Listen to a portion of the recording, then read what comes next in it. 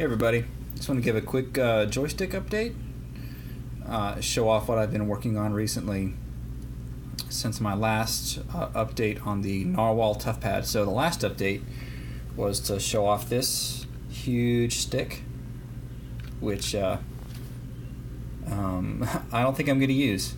I know the last video I was raving about it, and that praise is still worthy. I still love it to death, but for several reasons, I don't think it's going to work well.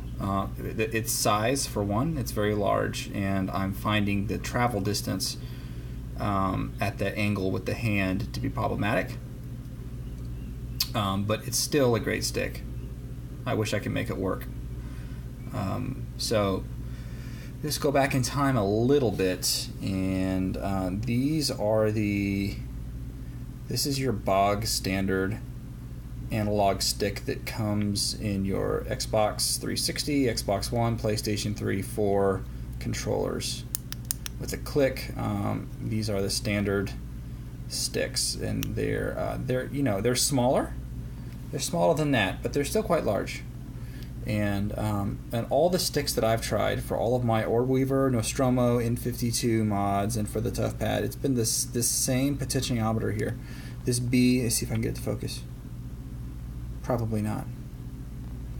It's this B103 pot, and I have major, huge quality control issues with these.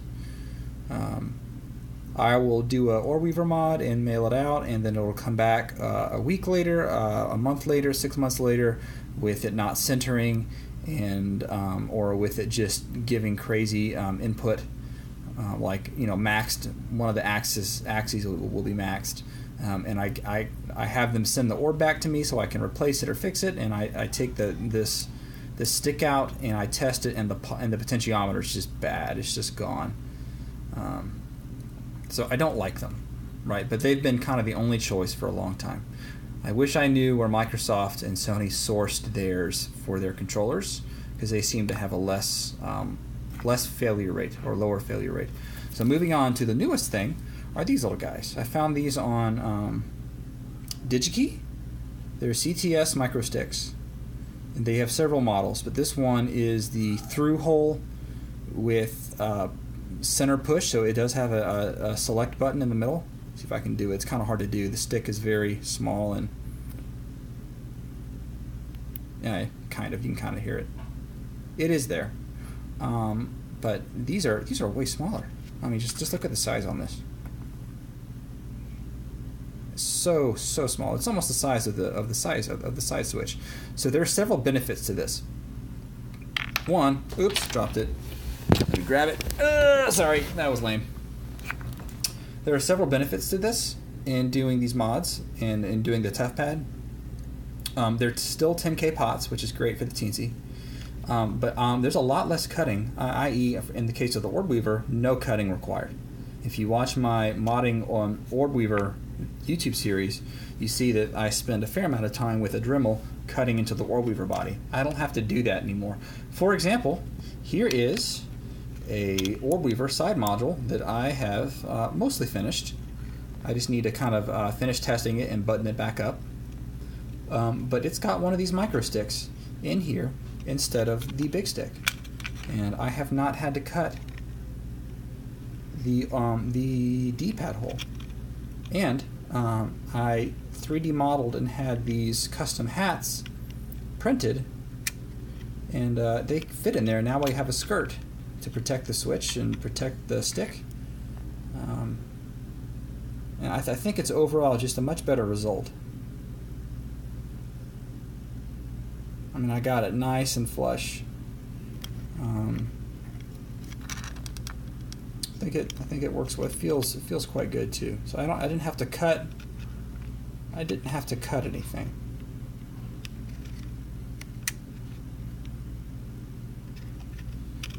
If I had to be honest, I think that these feel similar to the PS Vita sticks. Not the PSP sticks. The PSP sticks are slide springs. These, the Vita sticks are actual analog joysticks that tilt. These feel very similar. Similar travel distance.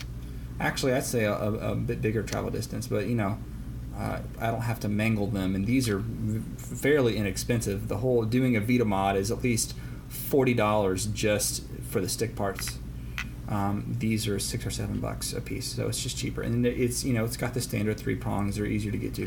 So anyways, I just wanted to show this off. I think I'm gonna use these on the tough pad instead of that big giant stick. As much as I love it, I'll probably always keep this on this pine board prototype, but on the production line, if I ever get that far, it'll be these guys.